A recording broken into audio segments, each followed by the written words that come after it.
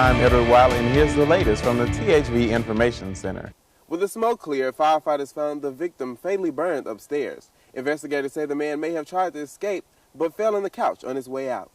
A construction materials company in Hope is laying off 60 of its workers.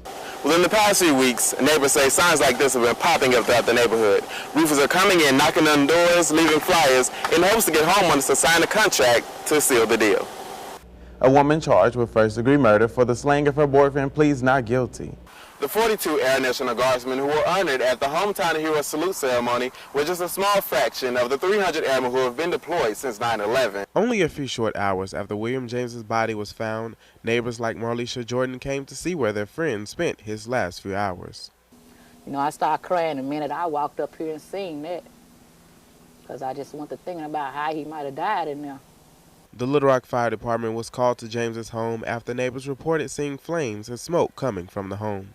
Captain Jason Weaver says that the fire marshal concluded that the fire may have been an accident caused by James's unattended cigarette that fell on his makeshift bed. Firefighters went to extinguish the fire and search for victims, but could not see from the bellows of smoke and flames. They deployed a 1 3/4 hand line, went upstairs and started extinguishing the fire. They started a primary search, but the smoke was so thick they were moving blind. With the smoke cleared, firefighters found the victim fatally burned upstairs. Investigators say the man may have tried to escape, but fell on the couch on his way out. Bridget Williams and the American Red Cross volunteers were on the scene before sunrise to assist the 4 other inhabitants of the home who escaped unharmed. Our role is to take care of the family, obviously, while the fire department takes care of the structure itself. So we had disaster volunteers here at before the sun came up and tending to the needs of the family. Keisha Burnett took on the role of James's caretaker because of his disabilities. She says the community will definitely miss his presence. His favorite thing we're going to miss him saying is wiggle, wiggle, wiggle, wiggle. He always say wiggle, wiggle. Although their beloved BJ is gone, Jordan and Burnett say that they will remember his endearing personality. It's hard to imagine men, women, and even children are sleeping outside in the bitter cold of the winter months with just the clothing on their backs. As the temperature flares down to the 20s and 30s, the Union Rescue Mission Center volunteers are out in full force.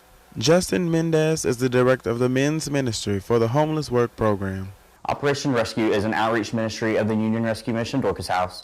On nights when it's going to be below freezing, we go out into the community and hit all the homeless hotspots, passing out coffee, blankets, gloves, coats, but mainly trying to get the homeless population to come back with us into our shelter to get them out of the elements.